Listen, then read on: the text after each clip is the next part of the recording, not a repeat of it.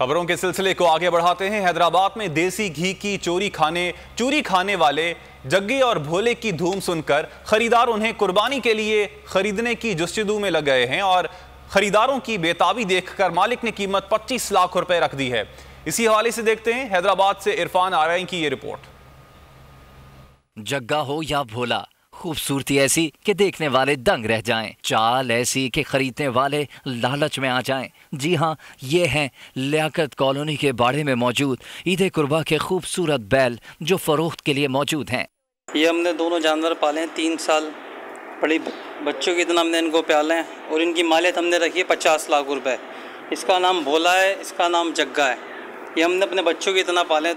जग्गा और भोले की 3 साल खिदमत करके ईद कुर्बान के लिए तैयार किया गया है। इन्हें खाने में दूध, देसी घी की चूरी और फ्रूट पसंद है और हर एक का वजन 14 मन है। हम लोग कराची से आए, हमने यहाँ का बड़ा नाम सुना था। बाकी यहाँ बहुत खूबसूरत जानवर हैं, आज हमें बहुत पसंद आए। बैल देखकर खरीदार बेताब होते हैं, जल्द सौदा हो जाए, मगर जब कीमत सुनते हैं तो 25 लाख रुपए फी बैल कीमत सुनकर उंगलियां दांतों में दबा लेते हैं। तहम मालिक पर उम्मीद है कि इसे मर्जी की कीमत मिल जाएगी।